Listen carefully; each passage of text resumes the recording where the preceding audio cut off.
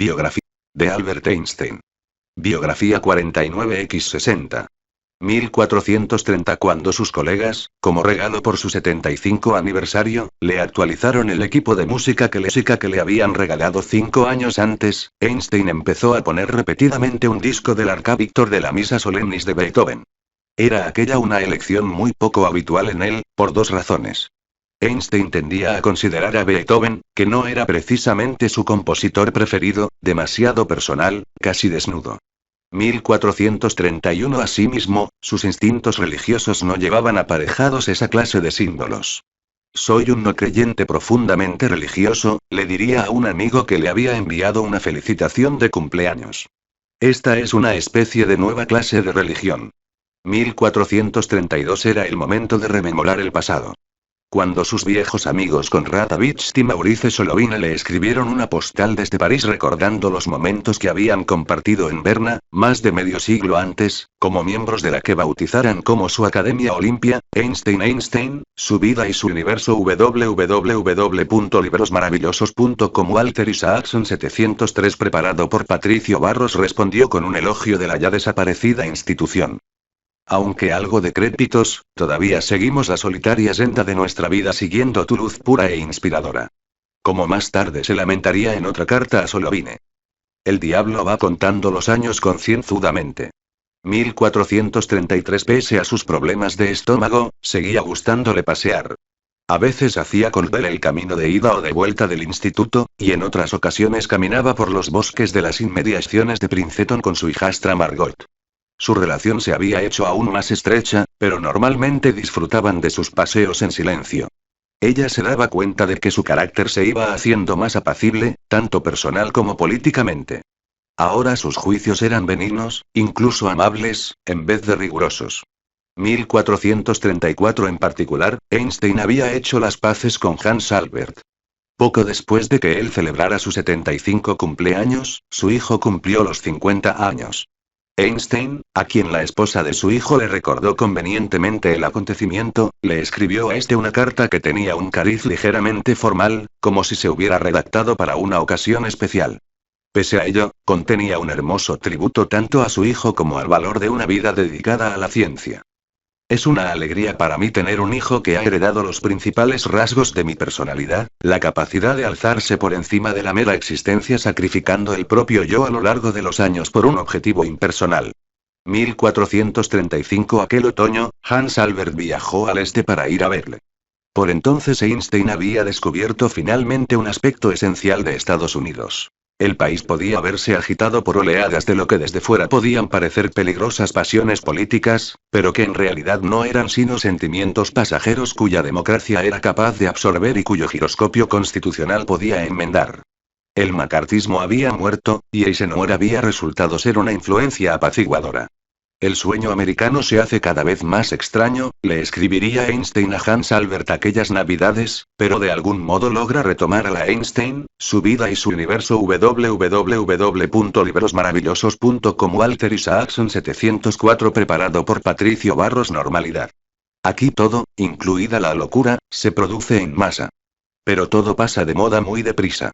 1436. Casi todos los días seguía caminando lentamente hasta el instituto para bregar con sus ecuaciones y tratar de llevarlas un poco más cerca del horizonte de una teoría del campo unificado. Solía entrar siempre con nuevas ideas, a menudo sujetando un trozo de papel con ecuaciones que había garabateado la noche anterior, y que allí repasaba con la que sería su última ayudante, Bruria Kaufman, una física israelí. Ella solía escribir las nuevas ecuaciones en una pizarra para luego poderlas revisar juntos y detectar sus posibles problemas, que luego Einstein trataba de solventar. Él tenía ciertos criterios con los que juzgar si tal o cual cosa era relevante para la realidad física o no, explicaría ella posteriormente. Aún en el caso de que se vieran derrotados por los obstáculos de un nuevo enfoque, como sucedía invariablemente, Einstein no dejaba de mostrarse optimista. Bueno, hemos aprendido algo, solía decir cuando llegaba la hora de irse. 1437. Por la noche solía explicarle sus últimos esfuerzos a su compañera, Johanna Fantova, que luego los consignaría por escrito en su diario. Las anotaciones correspondientes al año 1954 se llenarían de esperanzas luego frustradas. Así, por ejemplo, el 20 de febrero. Cree que ha encontrado una nueva perspectiva en su teoría, algo muy importante que la simplificaría. Espera no encontrar ningún error. El 21 de febrero. No ha encontrado ningún error, pero el nuevo trabajo no es tan emocionante como había creído el día antes. El 25 de agosto. Las ecuaciones de Einstein parecen buenas, quizás salga algo de ellas, pero es un trabajo condenadamente duro. El 21 de septiembre. Está haciendo algunos progresos con lo que al principio solo era una teoría, pero que ahora parece tener buena pinta. El 24 de octubre. Hoy ha encontrado un error en su trabajo, lo que representa un contratiempo. El 24 de octubre. Hoy ha estado calculando como un loco, pero no ha conseguido nada. 1438 Einstein, su vida y su universo www.librosmaravillosos.com Walter Isaacson 705 preparado por Patricio Barros aquel año, Wolfgang Pauli, el pionero de la mecánica cuántica, fue a verle a Princeton. Se reinició de nuevo el viejo debate acerca de si Dios jugaba o no a los dados, tal como había ocurrido un cuarto de siglo antes en los congresos Solvay. Einstein le dijo a Pauli que seguía oponiéndose al principio fundamental de la mecánica cuántica que afirmaba que un sistema solo puede definirse especificando el método experimental empleado para observarlo. Había una realidad, insistía, que era independiente del modo en que nosotros la observábamos. Einstein alberga el prejuicio filosófico de que hay un estado, denominado real, que puede definirse objetivamente bajo cualquier circunstancia, esto es, sin especificar el plan experimental empleado para examinar el sistema, declaraba Pauli con tono de asombro en una carta a Max Born. 1439 Asimismo, Einstein seguía aferrado a su creencia de que la física debía basarse, como le decía a su viejo amigo Besso, en el concepto de campo, es decir, en estructuras continuas. 70 años antes, su admiración al contemplar una brújula le había hecho maravillarse ante el concepto de campo, que había guiado sus teorías desde entonces. ¿Pero qué sucedería? Le preguntaba a Besso con preocupación, si la teoría de campo resultaba ser incapaz de explicar las partículas y la mecánica cuántica. En tal caso no quedará nada de mi castillo en el aire, incluida la teoría de la gravitación.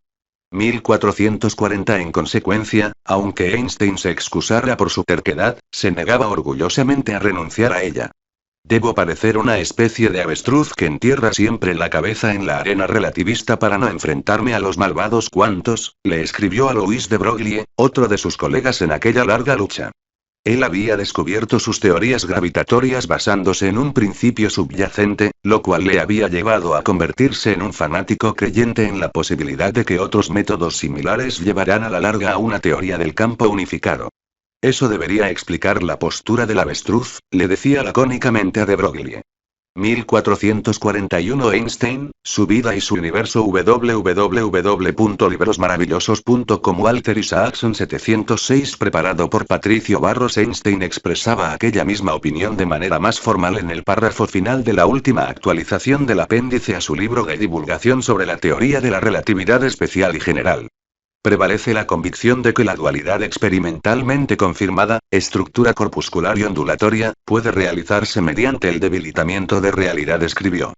Creo que por el momento una renuncia teórica de tal envergadura no está justificada por nuestros actuales conocimientos, y que no se debería desistir de seguir hasta el final la senda de la teoría de campo relativista. 1442 Asimismo, Bertrand Russell le alentaba a proseguir la búsqueda de una estructura que garantizara la paz en la era atómica. Ambos, le recordaría Russell, se habían opuesto a la Primera Guerra Mundial y habían respaldado la Segunda. Ahora era imperativo evitar una tercera. Creo que los hombres de ciencia eminentes deberían hacer algo drástico para hacer ver a los gobiernos los desastres que pueden ocurrir, escribió Russell. Einstein le respondió proponiendo una declaración pública que pudieran firmar ellos y tal vez algunos otros eminentes científicos y pensadores. 1443 Así, Einstein se puso manos a la obra, recabando el apoyo de su viejo amigo y contrincante Niels Bohr. No ponga esa cara. Le decía bromeando, como si se encontrara delante de Bohr en lugar de estar escribiéndole a su domicilio en Copenhague. Esto no tiene nada que ver con nuestra vieja controversia sobre física, sino que antes bien afecta a una materia sobre la que estamos de completo acuerdo. Einstein admitía que su propio nombre podía ejercer alguna influencia en el extranjero, pero no en Estados Unidos, donde tengo fama de oveja negra, y no solo en temas científicos. 1444 Lamentablemente Bohr declinó participar, aunque sí hubo otros 9 científicos, incluido Max Born, que aceptaron unirse a la empresa. Russell concluyó el documento propuesto con una sencilla petición. En vista del hecho de que en cualquier futura guerra mundial se emplearán sin duda armas nucleares, y de que tales armas amenazan la continuidad de la Einstein, su vida y su universo www.librosmaravillosos.com Walter Isaacson 707 preparado por Patricio Barros Existencia de la humanidad, instamos a los gobiernos del mundo a reconocer, y aceptar públicamente, que sus objetivos no pueden alcanzarse por medio de una guerra mundial, y les instamos, en consecuencia, a buscar medios pacíficos para la resolución de todos los objetos de disputa entre ellos. 1445 Einstein llegó a cumplir su 76 aniversario, pero no con la suficiente salud como para salir a saludar a los periodistas y fotógrafos congregados ante la puerta del número 112 de Mercer Street. El cartero le llevó regalos, Oppenheimer se presentó con los periódicos, la familia Bucky trajo unos rompecabezas y Johanna Fantova estuvo allí para consignarlo todo por escrito. Entre los regalos había una pajarita que le habían enviado los alumnos de quinto curso de la escuela elemental de Farmingdale, Nueva York, que presumiblemente habían visto fotos suyas y sabían que solía utilizar esa prenda. Las corbatas solo existen para mí como un remoto recuerdo, admitiría cortésmente en su carta de agradecimiento. 1446 Unos días después, Einstein se enteró de la muerte de Michele Besso, su confesor personal y caja de resonancia científica, al que había conocido 6 décadas antes, a su llegada como estudiante a Zúrich.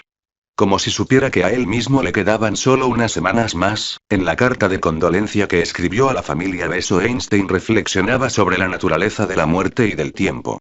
Él ha partido de este extraño mundo un poco antes que yo. Eso no significa nada. Para nosotros, físicos creyentes, la distinción entre pasado, presente y futuro es solo una terca ilusión. Había sido Einstein quien le había presentado a Besso a la que sería su esposa, Anna Winteler, y le maravillaba el hecho de que su amigo hubiera logrado que su matrimonio sobreviviera a pesar de haber atravesado algunos momentos difíciles.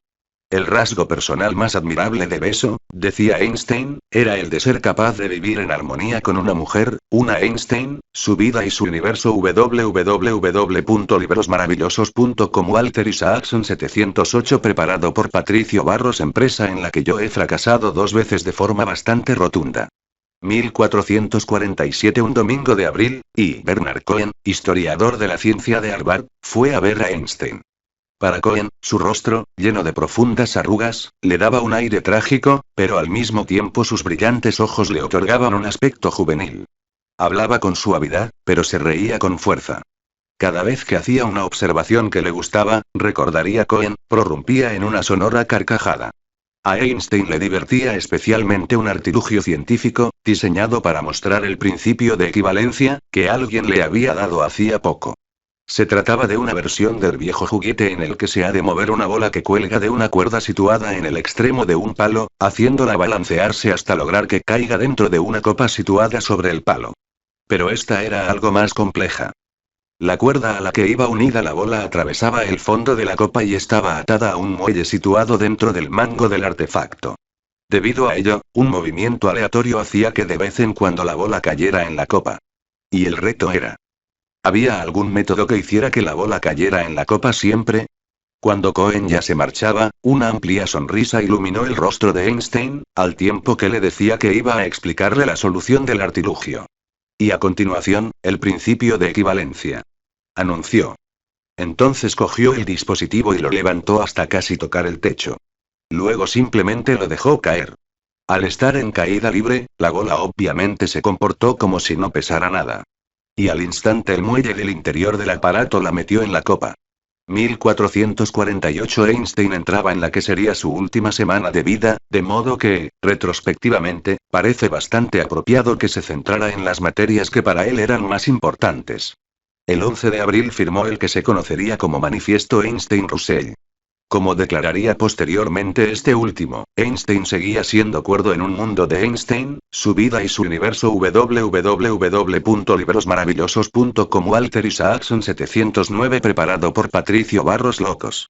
1449 de aquel documento surgirían los denominados Congresos Pugwash, que reunirían anualmente a científicos y pensadores para tratar del modo de controlar las armas nucleares. Aquella misma tarde, el embajador israelí, Abba Eban, fue a Mercer Street para hablar de un discurso radiofónico que había de pronunciar Einstein con motivo de la conmemoración del 7º aniversario de la fundación del Estado judío. Eban le dijo que iban a escucharlo 60 millones de oyentes, lo que divirtió a Einstein. Bueno, entonces tendré la posibilidad de hacerme mundialmente famoso, le dijo sonriendo. Tras andar trasteando en la cocina para hacerle una taza de café a Eban, Einstein le dijo que consideraba el nacimiento de Israel como uno de los pocos actos de su vida que tenían un carácter moral. Pero le preocupaba el hecho de que los judíos tuvieran problemas para convivir con los árabes. La actitud que adoptemos con respecto a la minoría árabe nos dará la verdadera prueba de nuestro nivel moral como pueblo, le había dicho a un amigo unas semanas antes. Einstein deseaba ampliar su discurso, que estaba escribiendo en alemán con una caligrafía muy clara y ajustada, a fin de instar a la creación de un gobierno mundial que preservara la paz. 1450 Al día siguiente Einstein fue a trabajar al instituto, pero tenía dolor en la ingle, y su rostro lo denotaba. ¿Va todo bien?, le preguntó su ayudante. Todo va bien, respondió él, pero yo no. Al día siguiente se quedó en casa, debido, en parte, a que tenía que ir el cónsul israelí y, en parte, a que seguía sin encontrarse bien. Cuando se marcharon las visitas, Einstein se acostó a dormir un rato. Pero a media tarde Dukas le oyó ir corriendo al cuarto de baño, donde se desvaneció. Vino el médico y le dio morfina, lo que le ayudó a dormir, y luego Dukas llevó su cama junto a la de él para poder humedecer con hielo sus labios deshidratados durante toda la noche. El aneurisma había empezado a romperse. 1451 Einstein, su vida y su universo www.librosmaravillosos.com Walter Isaacson 710 Preparado por Patricio Barros Al día siguiente un grupo de médicos se reunieron en su casa y, tras algunas consultas, recomendaron una operación quirúrgica que podría reparar la aorta, aunque se consideraba que las probabilidades de éxito eran muy escasas. Pero Einstein se negó. Es de mal gusto prolongar la vida artificialmente, le dijo a Dukas. Yo ya he hecho mi parte, y es el momento de irse. Y lo haré con elegancia. Sí preguntó, no obstante, si iba a sufrir una muerte horrible. Los médicos le dijeron que no estaba claro. El dolor producido por una hemorragia interna podía llegar a ser atroz, pero lo mismo podía durar un minuto que una hora. Dirigiéndose a Dukas, que estaba muy alterada, Einstein le dijo sonriendo. ¿A qué viene esa histeria? Tengo que morir un día u otro, y en realidad no importa cuándo. 1452 A la mañana siguiente, Dukas lo encontró agonizante, sin poder ya siquiera levantar la cabeza. Fue corriendo a llamar por teléfono, y el médico ordenó su traslado al hospital. Al principio él se negó, pero le dijeron que estaba convirtiéndose en una carga demasiado pesada para Dukas, de modo que al final cedió. El voluntario que iba en la ambulancia era un economista político de Princeton, y Einstein fue capaz de mantener una vivida conversación con él. Margot llamó a Hans Albert, que cogió un avión desde San Francisco y pronto estuvo junto al lecho de su padre. El economista Otto Nathan, otro refugiado alemán que se había hecho íntimo amigo de Einstein, llegó desde Nueva York. Pero Einstein todavía no estaba dispuesto a morir. El domingo 17 de abril se despertó sintiéndose mejor. Le pidió a Dukas que le diera sus gafas, que le diera lápiz y papel, y procedió a anotar unos cuantos cálculos. Habló con Hans Albert de algunas ideas científicas, y luego con Nathan sobre los peligros de permitir que Alemania se rearmara. Señalando sus ecuaciones, se lamentó medio en broma, dirigiéndose a su hijo. Si supiera más matemáticas. 1453 Durante medio siglo había estado quejándose tanto del nacionalismo alemán como de las limitaciones de su instrumental Einstein, su vida y su universo www.librosmaravillosos.com Walter Isaacson 711 Preparado por Patricio Barros Matemático. De modo que resultaba bastante apropiado que ambas cosas se hallaran entre sus últimas declaraciones. Trabajó todo lo que pudo, y cuando el dolor se hizo demasiado grande se fue a dormir.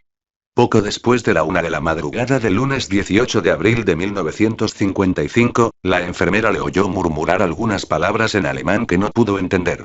El aneurisma había estallado como una gran ampolla, y Einstein murió, a los 76 años de edad. En la mesilla quedaba el borrador del discurso de conmemoración de la independencia de Israel que jamás llegaría a pronunciar, y que empezaba así. Hoy les hablo no como ciudadano estadounidense, ni tampoco como judío, sino como ser humano, empezaba este. 1454. Junto a su lecho había también 12 páginas de densas ecuaciones, llenas de tachaduras y correcciones. 1455. Hasta el final, Einstein luchó por encontrar su escurridiza teoría del campo unificado. Y lo último que escribió, antes de quedarse dormido por última vez, fue una línea más de símbolos y números que esperaba que pudieran llevarle, y llevamos al resto de nosotros, un paso más cerca del espíritu que se manifiesta en las leyes del universo. Einstein, su vida y su universo. www.librosmaravillosos.com. Walter Isaacson 712. Preparado por Patricio Barros. Epílogo. El cerebro y la muerte de Einstein. Cuando murió Isaac Newton, su capilla ardiente se instaló en la Cámara de Jerusalén de la Abadía de Westminster, y entre los portadores de su féretro hubo un Lord Canciller, 2 duques y 3 condes. Einstein podría haber tenido un funeral parecidamente rutilante, con la asistencia de dignatarios de todo el mundo. Pero lejos de ello, y de acuerdo con su propio deseo, su cuerpo fue incinerado en Trenton la misma tarde del día de su muerte, antes de que la mayor parte del mundo se hubiera enterado de la noticia. En el crematorio hubo solo 12 personas, incluyendo a Hans Albert Einstein, Ellen Dukas, Otto Nathan y 4 miembros de la familia Bucky. Nathan recitó unas cuantas líneas de Goethe, y luego llevó las cenizas de Einstein al cercano río de la Ware, donde fueron esparcidas. 1456. Ningún otro hombre ha contribuido tanto a la vasta expansión del conocimiento en el siglo XX, declararía el presidente Eisenhower. Pero tampoco ha habido ningún otro hombre más modesto en la posesión de ese poder que es el conocimiento, ni más consciente de que el poder sin sabiduría resulta mortífero. Al día siguiente el New York Times publicó 9 artículos más un editorial sobre su muerte. El hombre se alza en esta diminuta tierra, contempla la miríada de estrellas, los ondulantes océanos y los susurrantes árboles, y se pregunta asombrado. ¿Qué significa todo esto? ¿De dónde ha salido? El hombre con mayor capacidad de asombro y reflexión que ha aparecido entre nosotros en 3 siglos ha fallecido en la persona de Albert Einstein. 1457. Einstein había insistido en que se esparcieran sus cenizas a fin de que el lugar de su último descanso no se convirtiera en objeto de mórbida veneración. Pero hubo una parte de su cuerpo que no se quemó. En un drama que parecería ridículo si no fuera tan macabro, el cerebro de Einstein acabaría siendo una reliquia ambulante durante más de 4 décadas. 1458. Einstein, su vida y su universo. www.librosmaravillosos.com. Walter Isaacson 713. Preparado por Patricio Barros. Unas horas después de su muerte, un patólogo del hospital de Princeton, Thomas Harvey, un cuáquero provinciano de carácter afable y una visión difusa de la vida y la muerte, realizó lo que se suponía que había de ser una autopsia rutinaria. Mientras el afligido Otto Nathan observaba en silencio, Harvey fue sacando e inspeccionando cada uno de los órganos principales de Einstein, para acabar finalmente empleando una sierra eléctrica para cortarle el cráneo y sacarle el cerebro. Cuando volvió a coser el cuerpo, decidió, sin pedir permiso a nadie, dejar fuera el cerebro de Einstein y embalsamarlo.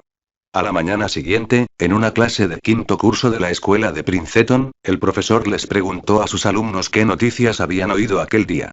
Einstein ha muerto, dijo una chica, ansiosa de ser la primera en dar aquella información. Pero pronto perdería el protagonismo ante un chico más bien callado que se sentaba en las últimas filas. Mi papá tiene su cerebro, declaró. 1459. Nathan se horrorizó cuando se enteró de aquello, al igual que la familia de Einstein. Hans Albert llamó al hospital para quejarse, pero Harvey insistió en que el estudio del cerebro podría tener un gran valor científico. Es lo que habría querido Einstein, añadió. Su hijo, que desconocía qué derechos legales y prácticos podía tener en la materia, acabó cediendo. 1460. Harvey no tardaría en verse acosado por gente que quería el cerebro de Einstein, o al menos una parte de él. Fue convocado a Washington para entrevistarse con oficiales de la Unidad de Patología del Ejército estadounidense. Sin embargo, y pese a sus demandas, se negó a mostrarles su preciada posesión. Para él su custodia se había convertido en una especie de misión. Finalmente decidió pedirles a unos amigos de la Universidad de Pensilvania que convirtieran parte del cerebro de Einstein en rodajas microscópicas, de modo que lo metió, cortado a trozos, en 2 botes de cocina de cristal, y se lo llevó en la parte trasera de su pie. Con los años, en un proceso que sería tan ingenuo como extravagante, Harvey iría enviando rodajas o trozos de lo que quedaba del cerebro a los Einstein, su vida y su universo. www.librosmaravillosos.com. Walter Isaacson 714, preparado por Patricio Barros. Investigadores que le cayeran en gracia. No exigió ningún estudio riguroso, y durante años nadie publicó ninguno. Mientras tanto, Harvey dejó el hospital de Princeton, se separó de su esposa, volvió a casarse un par de veces, y se trasladó de New Jersey a Missouri, y luego a Kansas, a menudo sin dejar su nueva dirección, y acompañado siempre de los fragmentos que le quedaban del cerebro de Einstein. De vez en cuando, un periodista redescubría la noticia y encontraba la pista de Harvey, causando un pequeño revuelo mediático. Stephen Levy, que por entonces trabajaba en New Jersey Monthly y más tarde lo haría en Newsweek, le encontró en 1978 en Wichita, donde le enseñó un bote de conserva de cristal con trozos del cerebro de Einstein, que sacó de una caja con una etiqueta que rezaba Sidra Costa y que guardaba en un rincón de su despacho detrás de una nevera de picnic de color rojo. 1461. 20 años después, Harvey fue localizado de nuevo, esta vez por Michael Paternity, un escritor de estilo conmovedor y poco convencional que trabajaba para Harper's, y que convirtió su viaje en un buque alquilado a través de Estados Unidos con Harvey y el cerebro en un artículo premiado, y luego en un libro que sería un éxito de ventas, Viajando con Mr. Albert. Su destino era California, donde fueron a hacerle una visita a la nieta de Einstein, Evelyn, que estaba divorciada, tenía un empleo precario y se esforzaba en luchar contra la pobreza. A ella los paseos de Harvey con el cerebro le parecían horripilantes, pero tenía especial interés en un secreto que éste podía guardar. Ella era la hija adoptada de Hans Albert y su esposa Frieda, pero el momento y las circunstancias de su nacimiento resultaban confusos.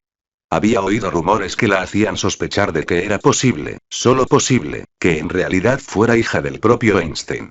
Había nacido tras la muerte de Elsa, cuando Einstein pasaba su tiempo con distintas mujeres. Tal vez había sido el resultado de una de aquellas relaciones, y luego él había dispuesto que Hans Albert la adoptara. En colaboración con Robert Schulman, uno de los primeros editores de los papeles de Einstein, su vida y su universo. www.librosmaravillosos.com. Walter Isaacson 715, preparado por Patricio Barros, esperaba ver qué podían averiguar estudiando el ADN de su cerebro. Por desgracia, resultó que el método que había empleado Harvey para embalsamar el cerebro hacía imposible la extracción de ADN aprovechable, de modo que sus dudas jamás se verían resueltas. 1462. En 1998, después de 43 años como guardián ambulante del cerebro de Einstein, Thomas Harvey, que entonces tenía 86 años de edad, decidió que había llegado el momento de ceder aquella responsabilidad a otro. De modo que llamó a la persona que en aquel momento ejercía su antiguo trabajo como patólogo en el hospital de Princeton y se lo dejó a ella. 1463. De las docenas de personas a las que Harvey entregó trozos del cerebro de Einstein a lo largo de los años, solo 3 publicaron estudios científicos significativos. El primero lo realizó un equipo de Berkeley dirigido por Manan Diamond. 1464. En él se informaba de que un área del cerebro, que formaba parte de la corteza parietal, albergaba una proporción de lo que se conoce como células gliales superior a la de neuronas. Según los autores, esto podía indicar que las neuronas empleaban y necesitaban mayor energía. Un problema de ese estudio era que en él se comparaba el cerebro de Einstein, un cerebro de 76 años, con otros 11 de hombres que habían muerto a una media de edad de 64. No había otros genios en la muestra para ayudar a determinar si los hallazgos seguían una pauta. Y había asimismo otro problema fundamental. Dada la imposibilidad de seguir el desarrollo del cerebro a lo largo de toda una vida, no estaba claro qué atributos físicos podían ser la causa de una mayor inteligencia y cuáles, en cambio, podrían ser el efecto de años y años de usar y ejercitar determinadas partes del cerebro.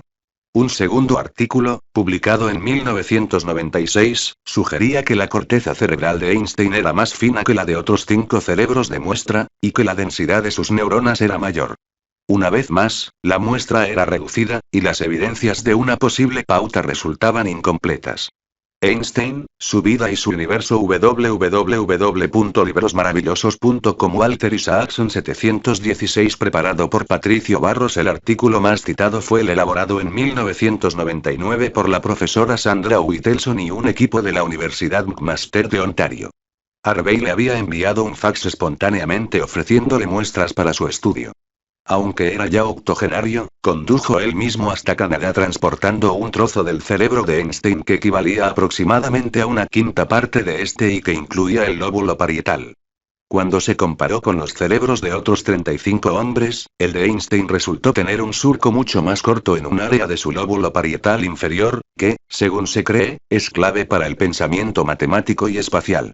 Su cerebro también era un 15% más ancho en esa región. El artículo especulaba con la posibilidad de que esos rasgos hubieran producido circuitos cerebrales más ricos e integrados en la zona. 1465. Pese a todo esto, la verdadera comprensión de la imaginación y la intuición de Einstein no vendrá de andar hurgando en sus patrones de glías y de surcos. La cuestión relevante es cómo funcionaba su mente, no su cerebro. La razón que el propio Einstein daba con más frecuencia para explicar sus logros mentales era su curiosidad. Biografía generada por Biografías en español.